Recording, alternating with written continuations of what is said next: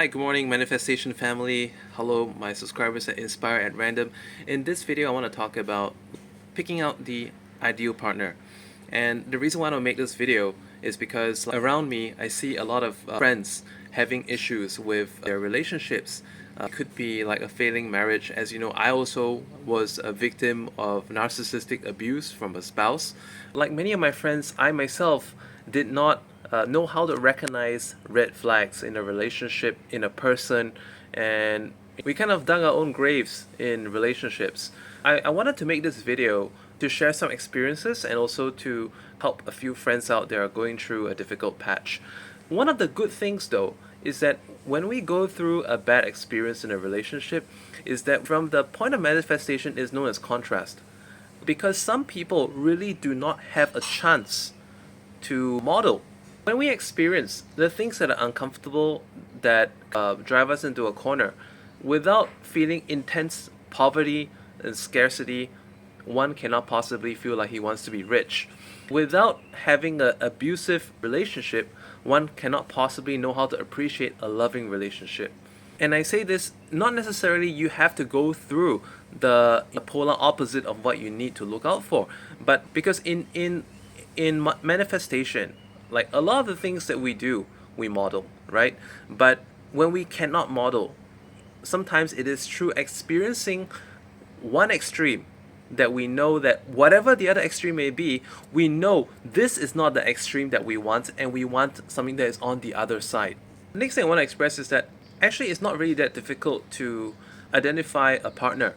You probably already know what is the best partner meant for you. Soulmate, whatever you want to call it. A friend recently shared with me a screenshot of a conversation that he had with a woman that he had been chatting with. It seemed as though she had a big problem with him drinking and also playing games. My friend is not an alcoholic.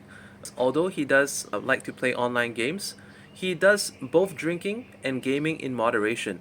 It was obvious that the person that he was chatting with already binded him into a stereotype that he was a compulsive gamer and a compulsive drinker, which is not the case. My friend's response to that was that, why would I even want to proceed further in this relationship if I know that moving forward is going to take away two of my joys in life? An ideal relationship should be one that is enabling. She should make you feel comfortable and appreciated for being you, and you are able to likewise make her feel comfortable for being her. If being in a relationship requires significant lifestyle changes that you're not ready to accept, then that's not the relationship for you. Let me give you a few examples about this. Some of you could be on dating applications, and when you're looking through the profiles, maybe you are looking for a partner of a certain age, height, weight, profession, and some of these applications will also show you some of the values that they value. For instance, integrity, communication, family. And you look at a certain profile and you go like, wow, this person is pretty much all that I want. Except that maybe this person loves going to the beach a lot, and you're not really a person that loves going to the beach. Or maybe this person that you come across loves going hiking a lot, and you're not really a nature person. Or it could be you're a nature person and the other person loves going to jazz bars, but you find it fucking boring. Again, one man's meat can be another man's poison. So I know some of you are already, thinking to yourself, hang on, that's perfect. I want a person that's just like that. But the point I'm trying to make is that the person that is ideal for you should be quite aligned. Of course, you should each have your personal time to do some of the things that you each like. If you two have very different ideas about what an ideal vacation is going to be, then you're going to have massive conflict about how you're going to spend your annual leave if your ideas are not the same. This is where the manifestation comes in, because increasingly you will find that you come across people that conform to more and more of what is ideal for you. It may not be there yet, and if it's not there yet, keep looking. Because in manifestation, we never come from a position of lack. We always believe in the abundance, and we believe that is coming along the way.